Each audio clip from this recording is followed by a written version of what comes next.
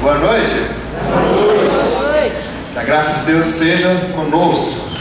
Estamos nesse mês que estamos falando de discipulado. Queria já pedir para você abrir sua Bíblia em 1 João.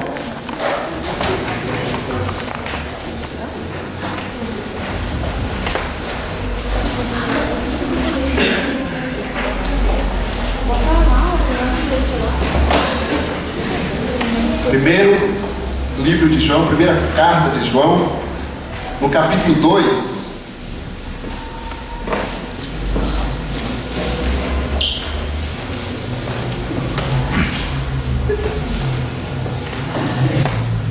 Quem se lembra, no primeiro domingo a gente esteve falando sobre os discípulos de Jesus, correto? Os discípulos de Jesus, sua ligação é com o seu mestre, é com o Senhor. Já no segundo domingo, nós falamos da igreja local, dessa comunidade onde esses discípulos farão parte, Somarão. Todo discípulo de Jesus tem um envolvimento no corpo. Ele se torna membro desse corpo, que é o corpo de Jesus. Ele faz parte dessa igreja do Senhor. E já hoje nós queremos falar um pouco, já está ali, do ser discipulado. Então, se no primeiro domingo nós falamos o que é ser discípulo, no segundo o que é ser igreja, nesse nós queremos trabalhar um pouco do ser discipulado. Se eu sou um discípulo, eu tenho que ser discipulado. Amém, gente? Então, tem um texto de João muito interessante, que ele fala dessa vida de discipulado. Então, 1 João, primeira carta de João, todos acharam aí? No capítulo 2, vamos ler o versículo 12 até o 14. Todo mundo achou? Diz assim o texto: Filhinhos, eu lhes escrevo porque os seus pecados foram perdoados, graças ao nome de Jesus. Pais, eu lhes escrevo porque vocês conhecem aquele que é desde o princípio. Jovens, eu lhes escrevo porque venceram o maligno. Filhinhos, versículo 14, repetindo: eu lhes escrevi porque vocês conhecem o Pai. Pais, eu lhes escrevi porque vocês conhecem aquele que é desde o princípio. Jovens, eu lhes escrevi porque vocês são fortes, e em vocês a palavra de Deus permanece, e vocês venceram o maligno. Amém, gente? Amém. Então, esse texto da palavra de Deus, ele mostra pra gente, em primeiro lugar, três tipos de pessoas, três grupos de pessoas: os filhinhos, os jovens e os pais. Correto? Ele mostra também que ele se refere a cada grupo por duas vezes, dando uma ênfase. Na primeira vez ele falando no tempo presente e depois no passado: eu lhes escrevo, e depois ele dizendo: eu lhes escrevi. Ao mesmo grupo ele repete por duas vezes. Parece que a gente precisa mesmo de repetição, para a gente lembrar das coisas que estamos ouvindo, falar mais. Então, quem são esses filhinhos, esses jovens, esses pais, nesse processo de discipulado, do ser discipulado? O que a gente pode aprender, queridos, na palavra do Senhor, nesse texto aqui, que você pode deixar aberto? Tudo bem? Vamos lá. Primeiramente, os filhinhos. O que a gente vê no texto aqui sobre os filhinhos, já no versículo 12, você pode olhar aí, o que aconteceu com os filhinhos? Quem são os filhinhos? Eles tiveram o seu pecado perdoado, eles receberam o perdão de Deus. Só um lembrete: geralmente se pensa na interpretação desse texto no sentido espiritual e não no sentido biológico, como pais, falando dos pais biológicos, filhos, e sim se referindo aos estágios espirituais da nossa caminhada, como filhinhos, como jovens na fé e como pais na fé. Eu queria ler com vocês o texto de Lucas capítulo 7, vamos lá abrir, falando do perdão, para a gente entender um pouquinho mais o perdão de Deus. Deixa aí marcado aí no 1 João, depois você volta. Mas vamos dar uma lida no texto de Lucas para a gente compreender o perdão de Deus. Lucas capítulo 7, vamos lá, folhear a palavra, do versículo 36 ao 47. Há alguns versículos, mas é importante para a gente compreender o Todos acharam aí, sim ou não? Amém?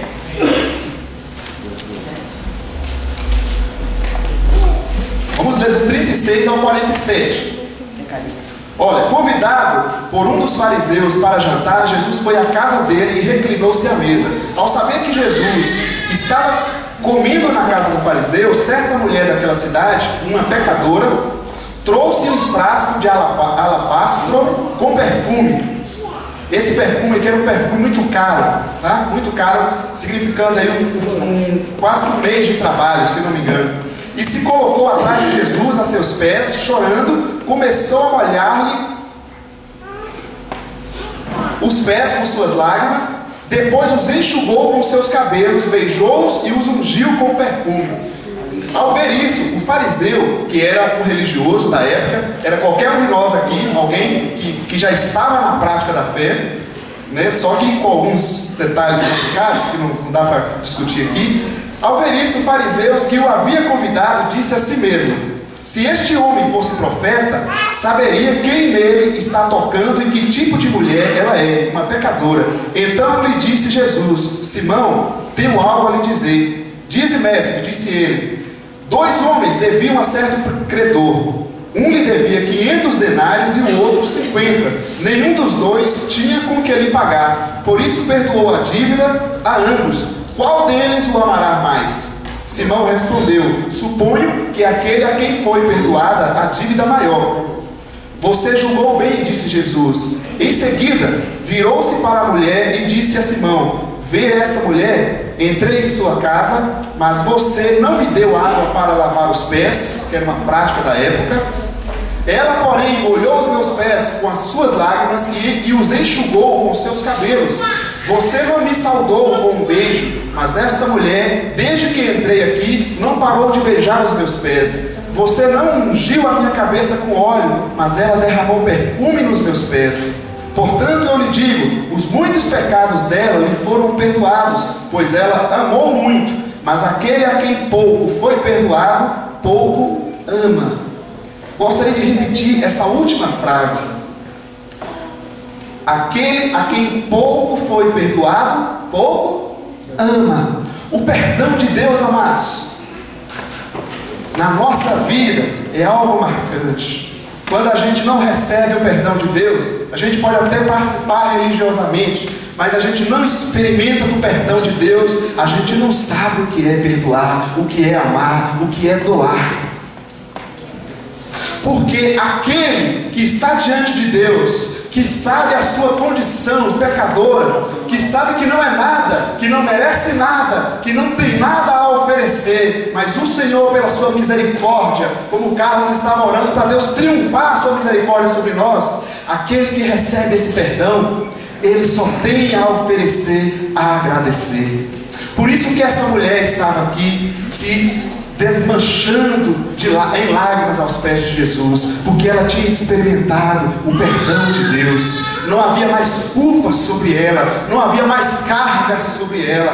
Ela experimentou o perdão do Senhor. Os filhinhos que João está dizendo aqui, que os pecados foram perdoados, são aquelas pessoas que verdadeiramente experimentaram o Senhor Jesus, tiveram uma experiência real com Deus. Não algo que nasce de uma amizade natural, não algo que nasce de família, não algo de religião, mas algo de Deus, de vida, uma relação com Deus. Deus tocou no coração, algo mexeu na minha vida, a tal ponto que eu não resisto, a tal ponto que eu não consiga ficar sem me oferecer ao Senhor. É esse perdão de Deus que esse texto está dizendo. Os filhinhos são aquelas pessoas novas convertidas, novas decididas diante de Jesus, que por mais que tinham fé, que por mais que tiveram até uma tradição religiosa, aquele dia, a partir daquele momento, elas experimentaram o perdão de Deus. Amados, eu queria perguntar para você: por que que você se culpa? Por que que nós carregamos essas cargas sobre nós, que não é o fardo que Jesus pediu? Por que que a gente carrega sobre nossos ombros tal peso, tal culpa, tal carga, a ponto de nos acabar, de nos estressar, se nós experimentamos o perdão do Senhor? Por que que a gente se culpa tanto por nossos erros? Por que que a gente protege tanto os se existe um perdão maravilhoso para nos curar, para nos restaurar. Uma pessoa que não é perdoada, ela não sabe amar. Uma pessoa que não é perdoada, e aqui eu estou falando do perdão de Deus, ela não sabe amar, ela não tem como amar, ela não tem como se doar, porque ela está amargurada, queridos. Eu queria que você e eu nessa noite experimentássemos mais desse perdão do Senhor, chegasse diante de Deus leve, sem nenhum peso, sem nenhuma carga sobre nós, nem mesmo as cargas religiosas, porque a religião tem se tornado um peso para as pessoas. Parece que é obrigado a fazer algo e ela não sabe experimentar o Senhor, a alegria de um filhinho que está junto do Pai, do filhinho que está amamentando, que não existe nada melhor no mundo do que estar nos braços dos pais. Experimente o perdão de Deus, amado. Deixa o perdão do Senhor te curar completamente, até mesmo aqueles traumas lá do passado. Se o psicólogo, se o psiquiatra, se os médicos não resolveram, o perdão de Deus resolve a nossa vida, queridos. Eu queria te convidar a ser um filhinho. Se você está chegando, começando a sua caminhada com Cristo, seja esse filhinho, aceite o perdão de Deus. Sabe aquelas coisas que a gente se cobra, que a gente se culpa? Deixa Deus perdoar. Não existe um pecado que Deus não possa perdoar. Não existe. Sei que você vai pensar aí no pecado do Espírito Santo, mas e a blasfêmia contra o Espírito Santo? Blasfemar contra o Espírito Santo é você dizer não à obra dele na sua vida. Todo mundo está ouvindo a palavra de Deus, e ela pode continuar dizendo eu não quero, eu não quero. Se não houver disposição no nosso coração para seguir a Deus, nós não seguiremos ao Senhor. Você pode estar sentado nesse banco, você pode estar aqui em cima como eu. Se não houver uma disposição no nosso coração, Deus não poderá fazer nada, porque Ele não faz nada obrigado na nossa vida. Ele bate na porta e diz: estou aqui, eu quero entrar, quero cear com você, quero te abraçar, quero te perdoar. Mas Ele espera de nós a nossa resposta, o nosso sim ou o nosso não. E infelizmente, muitos de nós, das criaturas que Deus criou, dos filhos de Deus, estão dizendo não ao Pai. O filhinho, então, queridos, é esse que recebeu o perdão. E esse texto é muito forte. Quem pouco foi perdoado. Sabe por que a gente faz tão pouco para Deus? Esse texto está dizendo, não sou eu não fique com raiva de mim. O texto está dizendo: se nós fazemos tão pouco para Deus, é porque nós nos sentimos que fomos pouco perdoados. Deus nos perdoou tão pouco que não vale a pena fazer tanto por Ele. Sabe por que a gente se esforça tão pouco em viver a sua palavra? Porque nós nos sentimos que fomos pouco perdoados. Afinal, o Senhor me perdoou pelo quê? Eu sou tão bom, tão perfeito? Sabe por que a gente se esforça tão pouco em perdoar o outro? Porque a gente se acha tão justo que o Senhor não me perdoou por nada. Não. Os discípulos, os filhinhos, não tem nada a dizer. O que eles gostam é de estar nos braços do Pai perdoador. Amém, queridos? Uma outra realidade que esse texto nos mostra, está aí no texto, que ele diz, lá no texto de João, que ele fala que os filhinhos, vocês conhecem o Pai. E o que é conhecer o Pai? Eu queria ler com vocês esse texto de 1 João 2,3. No mesmo capítulo, é só voltar nos versículos. O que fala aí na sua Bíblia? Dá uma olhada aí. 1 João capítulo 2, versículo 3. João está dizendo no versículo 12, no versículo 14, aliás: filhinhos, eu lhes escrevi porque vocês conhecem o Pai. O que é conhecer a Deus? Olha no versículo 3 do capítulo 2. Sabemos que o conhecemos se o quê? Se obedecemos aos seus mandamentos. O filhinho, ele é obediente ao Pai.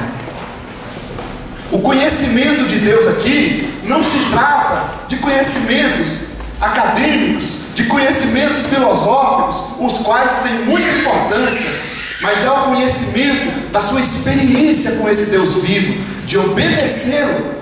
Quantas pessoas tem a Bíblia dentro de casa, aberta, fechada, empoeirada, limpinha, não importa. Até leem, mas se não houver disposição para obedecer, ainda não é filhinho. O filhinho é aquele que foi perdoado e se sente tão perdoado por Deus que faz tanto para Deus. O filhinho é aquele novo seguidor de Jesus que está completamente disposto a obedecer. Você diz, faz isso, ele fala, eu quero. Olha isso aqui, eu quero também. Tudo que você oferece, ele quer. A criança, o filho na fé, ele olha para as coisas, tudo é ótimo, tudo é lindo. Toda música, sabe aquelas músicas antigas que a gente nem gosta? Mas que música linda, que coisa linda. Tudo está ótimo. Porque para a criança, ele não olha o valor como nós olhamos. Ele não tem essa cabeça de adulto que quer o carro de 100 mil reais. Para ele, você dá aquele brinquedo, ele olha, vai ser a coisa mais linda do mundo. Ele está disposto a obedecer. Esse é o filhinho. Amém, gente? Vamos continuar. Uma outra coisa que a gente pode estar aprendendo sobre o filhinho, no texto aqui, a gente pode pegar a palavra do grego, está aqui transliterada, tecnia, traz a ideia da criança que está vinculada ao pai que a gerou. Ou seja, não tem como eu ser um filhinho, um discípulo de Jesus, seja mais novo ou com mais tempo de caminhada, se eu não estou vinculado a ninguém. Eu cuido de mim, a vida é minha, eu faço o que eu quero, eu vivo comigo, Jesus está só comigo. Deus não está. O Salmo 133, que a gente conhece bem, como é que fala no texto lá? Quão bom e agradável é quando os irmãos vivem em comunhão, né? E o último versículo fala o quê? Que a bênção do Senhor, sabe onde está? Na comunhão. O filhinho, ela tem que estar vinculada a alguém. Quem é o meu referencial nessa caminhada? Como é que pode uma criança ser gerada e não ter a mãe para amamentar, não ter o pai para cuidar, não ter os braços do pai para cuidar? Assim, amados, todos nós, na nossa caminhada com Cristo, nos tornamos filhinhos e precisamos estar vinculados a alguém. Isso é discipulado. Eu preciso que você me oriente na minha caminhada, me ajude na minha caminhada. E você também precisa ser orientado e ajudado na sua caminhada. Senão não se tornou um filhinho. Como é que as pessoas podem estar se tornando discípulos de Jesus se não aceitam a orientação de ninguém? Não se tornou. Os filhinhos aqui, uma outra palavra ainda, a paidia, é a criança que é de menor e precisa estar subordinada aos pais. Como é que alguém se converte, se torna um discípulo de Jesus e não se subordina, não no sentido pejorativo da palavra, mas ela não aprende de ninguém, não se coloca debaixo de autoridade de ninguém? Hein? O filhinho é aquele que se coloca debaixo de autoridade. Cuidado só para não levar para o lado pejorativo, né? O sentido das palavras. Mas, querido, no sentido do pai, como é que uma criança pode viver bem se ela não obedece aos seus pais? O pai disse que, filho, não coloca o dedo na tomada, ele vai lá e coloca, acontece aquilo lá, tá, a figurinha que vocês estão vendo. Ela precisa de orientação. E todos nós, quando iniciamos a nossa caminhada com Cristo, temos que ser filhinhos. Precisamos estar vinculados a alguém. Precisamos que alguém nos ajude, seja de uma forma organizada ou não. Eu tive o privilégio, por mais que não existia um discipulado organizado, mas Deus é tão misericordioso, né, que Ele levanta pessoas para cuidar da gente. E eu fui adotado por um casal que cuidou de mim. Teve outras pessoas que eu poderia citar. Quantas pessoas, eu poderia pensar, fazem parte da nossa formação? Se eu fosse olhar só para o início da minha caminhada, quantas pessoas fizeram parte da minha formação? Depois, dentro do seminário, quantos professores tivemos? Só dessa igreja, se eu não me engano, acho que umas 4 pessoas foram professores meus dentro do seminário. E na nossa caminhada, com quem a gente está caminhando? Com quem você está vinculado? A quem você está vinculado? Não, eu ando sozinho, não preciso de ninguém. Então você não se tornou um filhinho. Ou está sendo um filhinho meio rebelde. Vamos continuar. Dentro desse processo, respondendo para a nossa comunidade local, Nós falamos isso no primeiro domingo, né? Desse tripé da missão de Jesus, onde nós proclamamos a palavra, nós ensinamos a palavra, mas onde nós andamos juntos também, onde nós estendemos o braço e nos dispomos a andar juntos. Isso é o que nós estamos buscando, com um grupo pequeno, com a célula, a prática da palavra. O filho precisa aprender a praticar. E onde nós estamos praticando? No culto, nós ouvimos a palavra, a pregação. Na escola bíblica, nós estudamos a palavra. Mas na célula, no grupo pequeno, nós praticamos a palavra junto com os outros. Onde você está praticando a palavra? Onde os filhinhos estão praticando? Em lugar nenhum. Nós viemos aqui, ouvimos a palavra e voltamos para a nossa casa, cada um para si. Eu tenho um restante, eu vou falar para vocês não se assustarem. Mas eu não acho que é Deus por todos. Então, o grupo pequeno é para isso, queridos. É para você viver vinculado a alguém. Além dessa reunião semanal que nós temos, nós estamos estipulando o discipulado 1 a 1.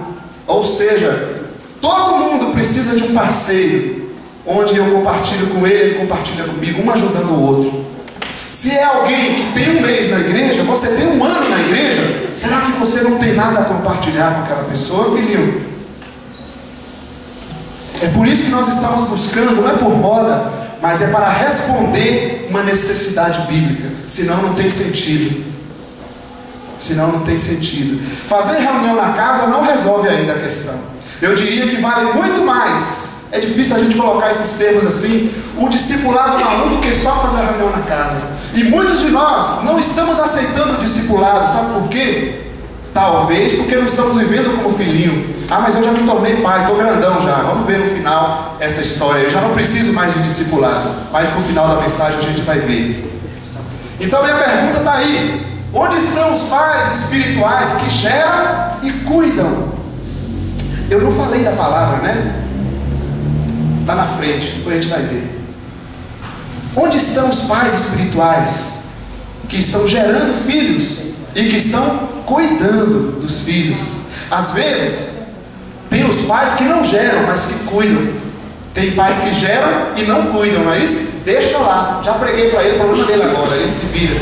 Não é isso que Cristo mandou a gente fazer. Mandou gerar e cuidar. A gente vai ver logo à frente sobre os pais.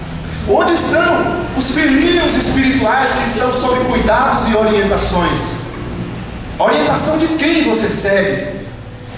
Amados, o discipulado é tão sério que ele acontece. Uma vez eu vi o Sr. Sherry, o Dr. Sherry, né? Ele falando, a gente tem que respeitar. Eu até assustei no momento, mas depois eu pensei um pouco. Ele falando sobre os barzinhos. As pessoas saem, deixam a família lá, passam o dia inteiro, muitas vezes, gasta uma boa quantia de dinheiro ali, né? Sentado numa mesa, conversando, trocando experiências. Ali está acontecendo o discipulado, está um influenciando o outro.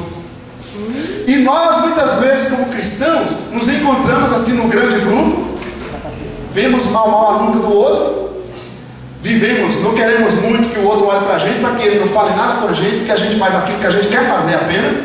Então, não ouvimos ninguém. E obviamente, queridos, quem não ouve, não aprende.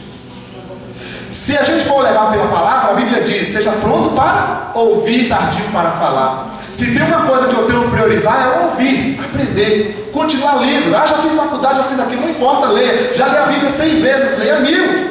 Leia. Aprenda, ouça mais. Todos nós precisamos. Principalmente se você é o filhinho que está começando na caminhada. Comece certo. Comece certo. Amém, gente? Amém. Vamos continuar aqui. Agora os jovens. Você se lembra lá o que ele falou dos jovens? Olha a experiência dos jovens. Está dizendo aqui que os jovens venceram o maligno. Ou seja, quando você começa a caminhar com Jesus, inicia a sua caminhada de fé. As imagens estão distraindo vocês, né? É só para chamar a atenção. Quando você começa a caminhar com Jesus, você é uma criancinha, obviamente você vai crescendo, assim como a juventude, a gente começa a ver perigos, não é isso? Quem é o jovem aqui? É aquele que passou da infância. Quando a pessoa está na infância, você deixa seu filho com 5 anos sair por aí na rua sozinho? Hã? Quem que deixa? Não, existe um cuidado muito maior. O jovem você até já deixa. No entanto, você liga, você sabe onde ele está procurando saber, não é assim? O jovem aqui, querido, espiritual, é aquele que vence. Por isso que ele diz: jovens, vocês são fortes. Fortes por quê? Porque a palavra de Deus tem permanecido em vocês. Ou seja, já colocar aqui, ó, são fortes porque a palavra tem permanecido. Quando você começou a caminhar com Jesus, muitos desafios eu tenho certeza que vão aparecer. Se não aparecerem, vão aparecer na sua vida. O eu da gente, a nossa natureza humana terrível, vai tentar confrontar a palavra. Se nós não deixarmos a palavra de Deus operar na nossa vida, a gente não cresce, continua um filhinho, não cresce, não se torna um jovem espiritual, não se fortalece. Por isso que são fortes, porque a palavra tem permanecido. Muitas pessoas começam a caminhada como filhinho, aí vem os desafios, ela vai regredindo, ela volta, ela não quer crescer. Por isso que eu sempre digo para você, não existe nada, e eu creio piamente, que não existe nada que possa nos impedir de desfrutar da vida que Deus tem para a gente, a não ser nós mesmos, o nosso eu, dizer não a Deus. Jesus, nós falamos no primeiro domingo, Lucas 9, 23, sobre os desafios do discípulo. Se alguém quiser me seguir, o critério que Jesus usou para todos nós é o querer. Você quer me seguir? A disposição. Então, amados, você começou sua caminhada de filhinho, quem sabe você já está jovem espiritual, ou seja, tem permanecido firme, a palavra de Deus tem permanecido em você, ou não, aí a gente não cresce, não tem vencido os desafios. Muitos religiosamente, quando começam a surgir os problemas, as tentações, os pecados, os erros, o que a gente procura fazer? Como a gente quer ser bom, demonstrar perfeito para todo mundo, e muitos acham que isso é santificação. Santificação não é ser perfeito, santificação é se humilhar diante daquele que é perfeito, que é Jesus. Ser santo não significa que eu sou melhor que você. Inclusive, não existe na Bíblia a palavra santo no singular. Não existe lá, eu sou santo, não tem isso. Tem vós sois santos, vocês são santos, no plural, porque nós somos santos por fazer parte da comunidade remida pelo sangue do Cordeiro, que é Jesus. Eu sou membro dessa comunidade, então eu preciso permitir que Deus trabalhe na minha vida para que eu me fortaleça nele. Amém, gente? Para que a gente se torne, levante a maromba ali, se torne fortalecido na fé. Não deixe coisas mínimas da nossa natureza humana, do nosso eu, das nossas fraquezas, nos destruir. Deus, querido, Deus não é acusador. Agora, Ele também não compartilha com o pecado. E aí que está o nosso problema. Se eu não tiver coragem de me humilhar na presença de Deus, como Ele vai poder trabalhar na minha vida? Então você quer crescer? Não foi combinado, mas foi a oração do Carlos aqui. Deixa Deus trabalhar. Deixa a palavra permanecer em você, mesmo que ela nos desafie. E ela vai desafiar, pode ter certeza. A palavra de Deus vai nos confrontar muitas vezes. E eu preciso dizer: eis-me aqui, Senhor. Vamos continuar. Você está acordado aí, sim ou não? Sim. Olha para o teu irmão do lado aí e veja se ele está acordado, querido. Se ele dormiu, peço misericórdia a Deus. Olha, agora vamos falar então dos pais espirituais. O texto, se você lembrar do texto aí, ele fala no versículo 14, primeiro no versículo 13, pais, eu lhes escrevo porque vocês conhecem aquele que é desde o princípio, e depois no 14. Vamos dar uma olhadinha aqui nos pais espirituais. Qual a experiência que o texto está dizendo? Conhecer aquele que é desde o princípio. Olha, para o filhinho, olha para o texto. Para o filhinho, o texto diz que é aquele que conhece. Vocês conhecem o pai. Estão entendendo? Para os pais, ele está dizendo: vocês conhecem aquele que é desde o princípio. Qual é a diferença? Conhecer o pai e conhecer aquele que é desde o princípio. Eu queria ler com você esse texto de Isaías capítulo 6, lá no Antigo Testamento agora, para a gente compreender um pouco da diferença do filhinho filhinho que conhece o pai, e do pai espiritual que conhece aquele que é desde o princípio. Isaías 6. Todos acharam? Vou esperar vocês aí para a gente ler o texto juntos.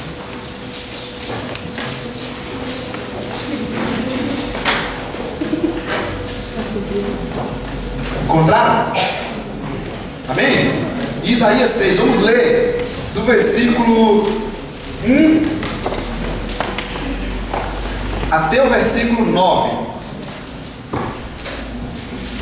até o versículo 8. Diz assim o texto: no ano em que o rei Uzias morreu, eu vi o Senhor assentado num trono alto e exaltado, e a aba de sua veste enchia o templo. Acima dele estavam serafins, cada um deles tinham 6 asas, com 2 cobriam o rosto, com 2 cobriam os pés e com 2 voavam. Isso é um ser espiritual, celestial, né? A gente não tem esse tipo de ser na terra. E proclamavam uns aos outros: Santo, Santo, Santo é o Senhor dos exércitos, a terra inteira está cheia da sua glória. Ao som das suas vozes, os batentes das portas tremeram e o templo ficou cheio de fumaça. A fumaça na Bíblia é um símbolo da presença de Deus.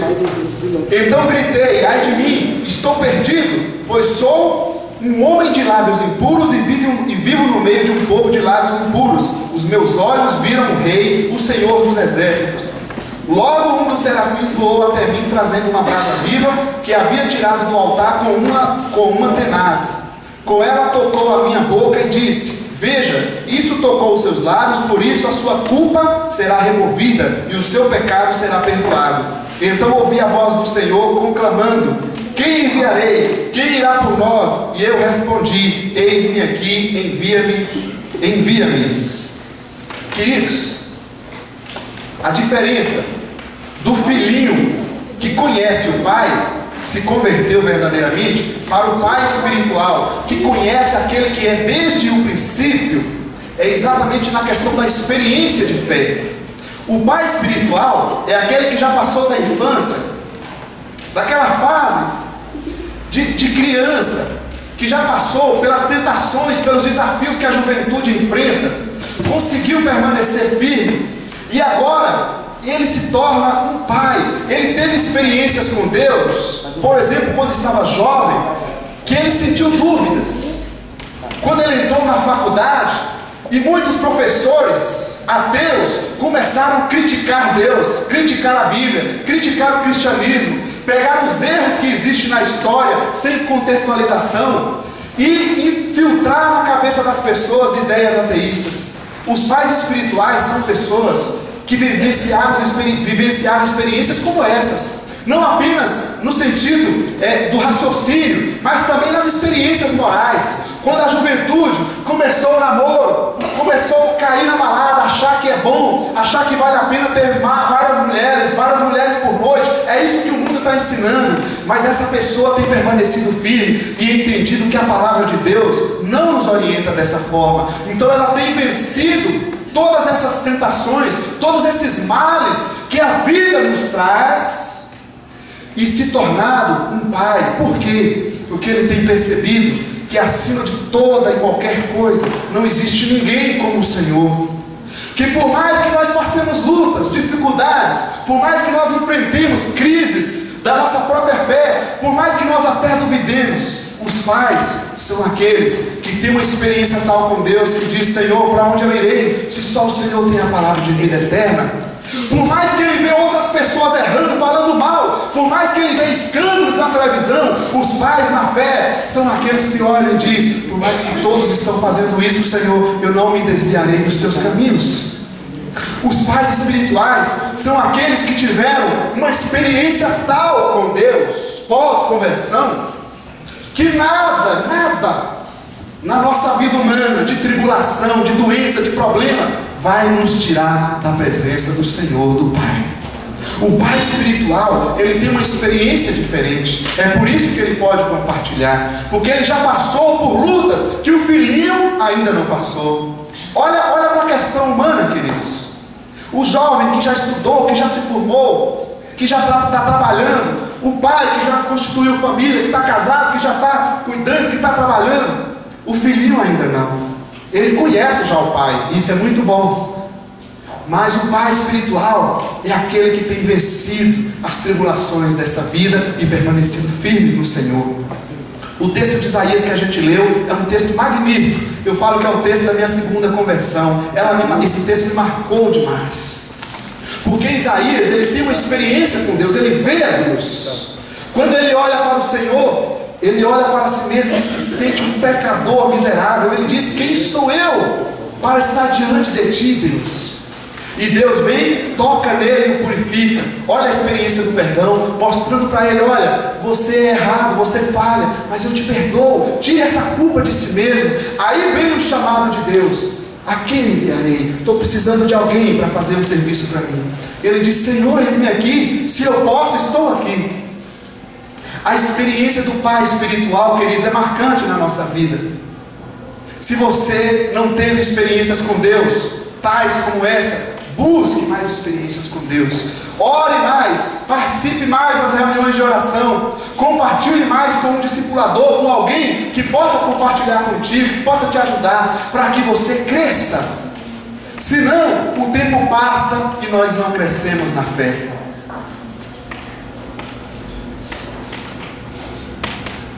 A palavra pai aqui traz a ideia de ser um antepassado, um gerador, um transmissor, um cuidador. E aqui que está a nossa pergunta: se nós crescemos na fé, se nós crescemos tanto na fé, que nos tornamos pais espirituais, onde estão os filhos que nós estamos gerando? Se nós crescemos tanto na fé, onde estão os filhos que nós estamos cuidando? Por que a gente não se importa com ninguém, não quer ajudar ninguém, não quer aconselhar, orientar ninguém, se já somos pais espirituais? Afinal, quanto tempo nós poderíamos colocar essa caminhada para ser um pai espiritual? Não sei, não tem uma norma para isso. Mas eu acredito que o tempo de vida cristã que a gente tem seria suficiente, cronologicamente falando, e dentro do tempo de Deus, para que nos tornássemos um pai espiritual. Mas por que esse pai espiritual não está gerando filho? Se está estéril, Deus é um Deus poderoso, como nós cantamos nessa noite, que pode fazer um milagre e nos curar dessa esterilidade e nos fazer gerar filhos. Se temos gerado e não temos nos importado em cuidar dos filhos, cuidemos dessas pessoas. Eu me lembro de uma vez, quando esse casal muito cuidou de mim, e eu achava que estava sendo tão ajudado, e eles estavam passando uma grande tribulação, e ele não tinha comentado. E um dia, com lágrimas nos olhos, eles olharam para nós, estava eu e a Itamar, já namorava naquela época. Eles olharam para nós e disseram: vocês acham que estão vindo aqui para que nós ajudemos vocês, mas vocês não sabem o que tem acontecido com a gente, como vocês têm ajudado. Todas as vezes que vocês vêm aqui, que a gente ora junto, que a gente conversa, como isso tem sido um refrigério para a nossa vida. Então, amados, mesmo nós, sendo filhinhos, sendo ajudados, nós estamos também ajudando. Por que nós não estamos crescendo na fé? Sem dúvida, porque nós estamos andando sozinhos, sem vínculo com ninguém, sem referencial espiritual. Se eu perguntasse para você, quem é o teu referencial de fé, um referencial espiritual, que você olha, vê o jeito dele viver a vida cristã e admira e quer fazer igual? Porque a pregação do Evangelho não é discurso. Não adianta eu estar aqui na frente trazendo a exposição bíblica se você não me conhece e anda comigo. E nem eu te conheço e ando com você.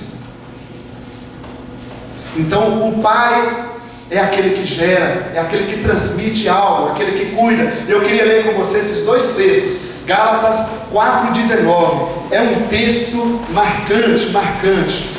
O apóstolo Paulo fala para a igreja de Gálatas, que estava querendo abandonar o ensino que tinha recebido. Para as mães, elas vão entender bem o que esse texto está querendo dizer, né? Nós homens e as mulheres que não são mães não vão entender essas dores de parto. Todas aquelas que já geraram filhos sabem o que esse texto está querendo dizer. Olha o versículo 19, o apóstolo Paulo dizendo: meus filhos, novamente estou sofrendo dores de parto por sua causa, até que Cristo seja formado em vocês. O que estava acontecendo, queridos? O apóstolo Paulo tinha pregado, tinha ensinado, e aí vieram alguns hereges judaizantes ensinando outras coisas para eles. Começaram a desviar eles dos caminhos. É aquela criancinha que você deixou sozinha, e aí chega o bandido dando a balinha, enganando a pessoa. O pai precisa ficar atento, cuidando da criancinha, para que não cheguem os malfeitores enganando elas com balinhas. Assim acontece também. O apóstolo Paulo olha para os discípulos e diz: olha, estou sentindo novamente dores de parto. Ou seja, eu vejo que vocês ainda não foram gerados, estão no processo. Porque conversão, queridos, é um processo. Quantos meses normalmente dura para a gente gerar um filho? São 2? É um dia? É um levantar de mão? É o dizer eu quero? Não, são 9 meses de caminhada. E a mãe sabe bem dizer o que é isso. O corpo, toda a experiência que ela tem com a gestação, os enjoos, etc, né? Outro texto que eu queria ler para vocês é o Lucas capítulo 15, versículo 7. Vamos lá folhear um pouco a palavra, para a gente entender um pouco desse processo do pai, dos pais espirituais. Lucas capítulo 7, capítulo 15, versículo 7, eu falei errado, perdão. Capítulo 15, Evangelho de Lucas, capítulo 15, versículo 7. Todo mundo achou aí? Sim ou não? Olha, diz assim: eu lhes digo que da mesma forma haverá mais alegria no céu por um pecador que se arrepende do que por 99 justos que não precisam arrepender-se. Esse texto, Jesus conta 4 parábolas. A parábola da ovelha perdida, do filho pródigo, que geralmente a gente aplica ao desviado, ou seja, é um termo esquisito, mas alguém que começou a andar com Cristo e depois afastou. Eu certo dia estava lendo esse texto, olhando o contexto, o que Jesus estava querendo dizer. Eu falei, mas isso não se aplica a alguém que se desviou da fé. O que o texto está querendo dizer, a meu ver, e é o que está dizendo nesse versículo, é que para Deus há muito mais alegria quando uma pessoa que está lá no pecado, seja o que for, vivendo nas drogas, no ateísmo, vivendo no seu individualismo, que não quer servir a Deus, andar com Deus, quando ela decide e diz eu quero servir a Deus, o coração do Pai se alegra tanto, queridos, que ele olha para todos nós. Não é a mesma alegria do que aquele novo que está vindo. Você entende isso? Sim ou não? Eu vou contar um outro exemplo, que é o exemplo do filho pródigo. Você tem 2 filhos. Você imagina um filho teu dizer: pai, eu não quero mais ficar com vocês, eu odeio vocês, e sai de casa e vai viver sozinho. E passa o tempo, aquela pessoa não liga, vocês não conversam. Aquele filho que você tanto cuidou, tanto amou, odeia vocês e corta a relação. E aí chega um dia que aquele filho volta para casa. Você tem outro filho lá que anda com você. O que vai acontecer no seu coração naquele dia que o outro filho volta? Você vai desvalorizar o outro? Não é que você está desvalorizando o outro. É que naquele momento, a alegria que aquele filho que está voltando te proporciona é tão forte que o outro filho que está ali naquele momento não é o mais importante. Esse texto, quando Jesus está falando para a igreja, queridos, ele está dizendo para nós: vocês deveriam se importar mais com aqueles novos que estão precisando de mim.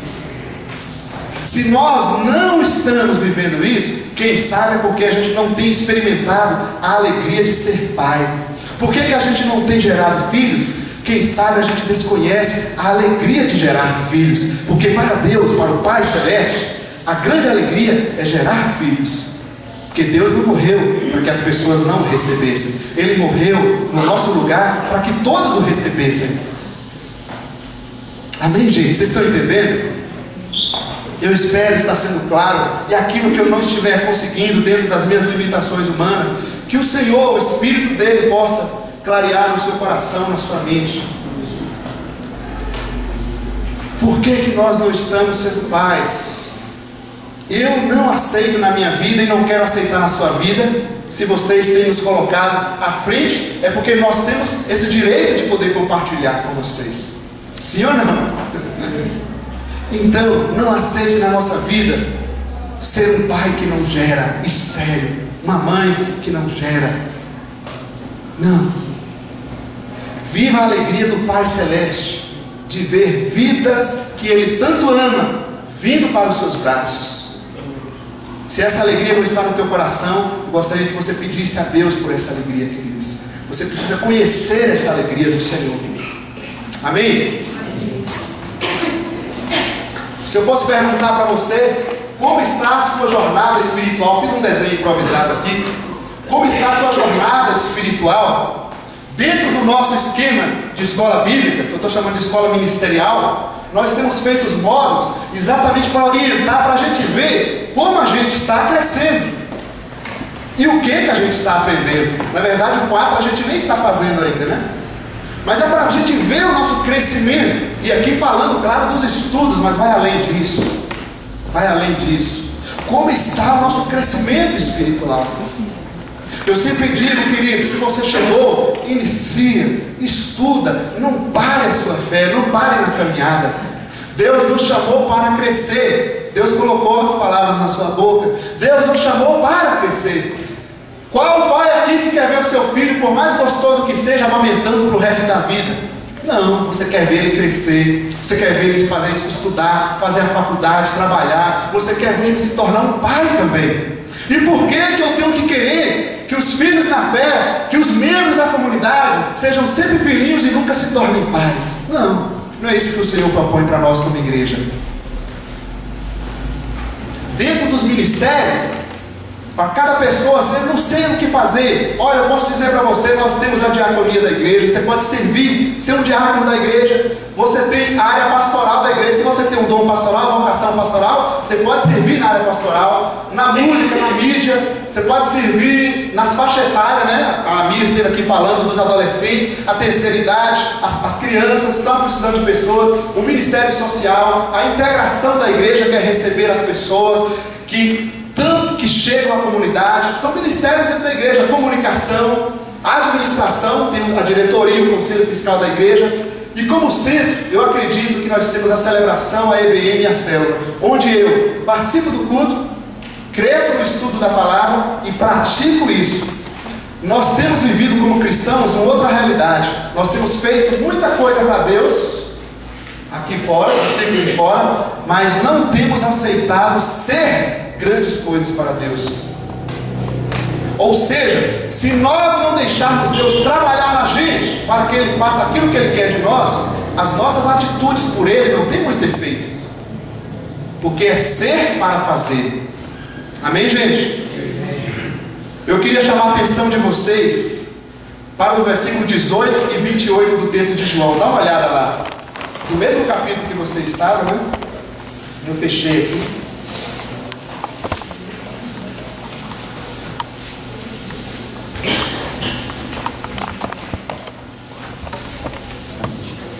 Na verdade, já o versículo 1 do capítulo 2. Como é que está escrito aí? Como é que João começa a falar aí na carta? Meus filhinhos.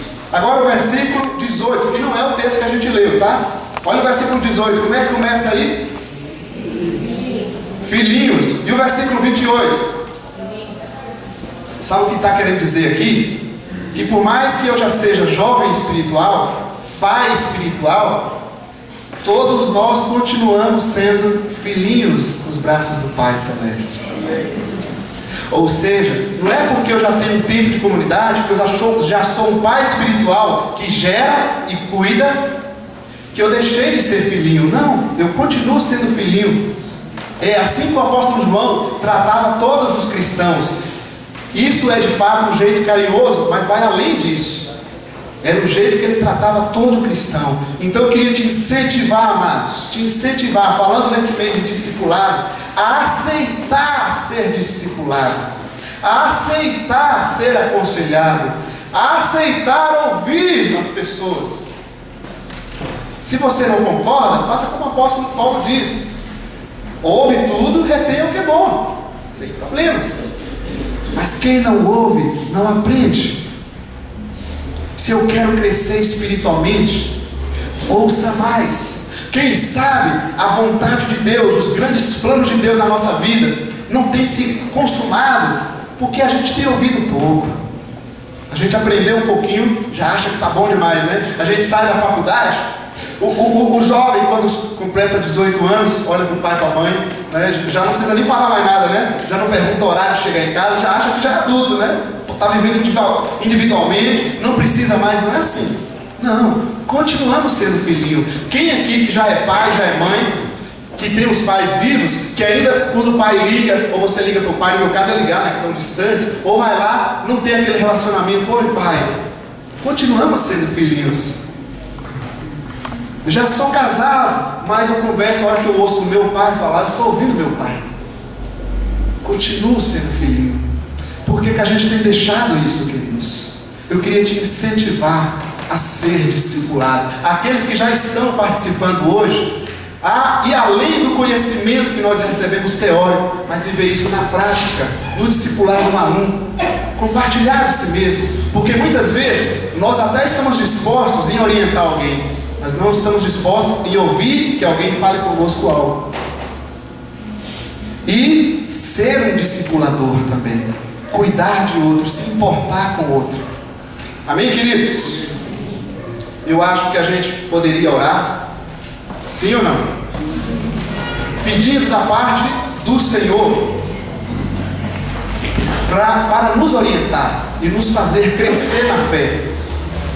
Nos fazer crescer na fé. Medite mais nesse texto, pega lá no site.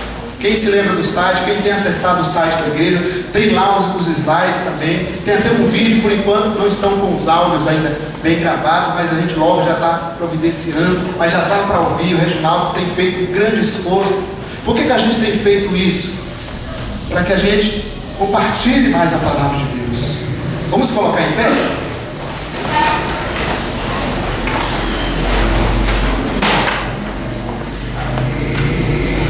Eu preciso ser humilde para aprender mais.